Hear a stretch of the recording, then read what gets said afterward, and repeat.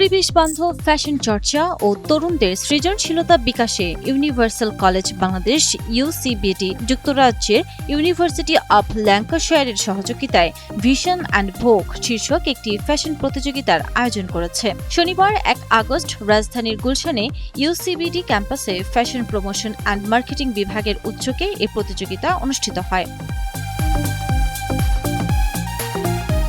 AKS অর্জন করলো Guinness world records. AKS Jumping skirt is basically told Sundarban forest and the main base on the river Sundarban. The wings. This is my brand symbol. This describes my brand. Is a Banarasi silk sari that I've taken from my mother's closet. And Banarasi is known for its intricate work, craftsmanship, and artistry, and is also representing the timeless beauty of Bengali weddings and brides. My inspiration is Nokshikatha, which is a traditional art form in rural Bangladesh, and the idea behind of this dress is a simple woman. People are trying hard, working hard for their lives, for their food.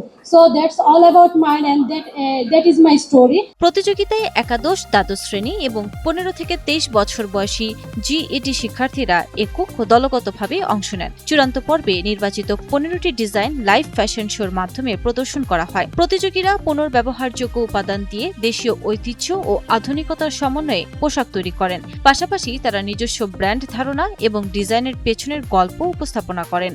Bangladesh is widely known for its garment industry. It's the world's second largest garment industry, but it's not widely known for its fashion side, and I'm really looking forward to change that. How many dress we usually use in a year or in a day, in a sense, or in a week? আমাদের এই ড্রেসটা সম্পূর্ণ তৈরি করা হয়েছে recycle material দিয়ে।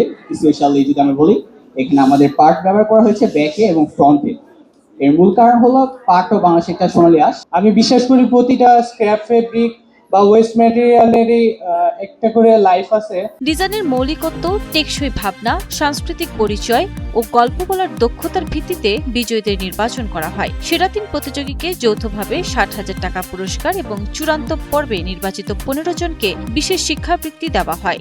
This is the first of its kind in Bangladesh, and considering the industry that we have, the RMG, it is contributing 80% of our GDP. But we do not have any soft skills needed to create our own brand. We are expecting that this fashion promotion and marketing program will basically help Bangladesh to build its own brand.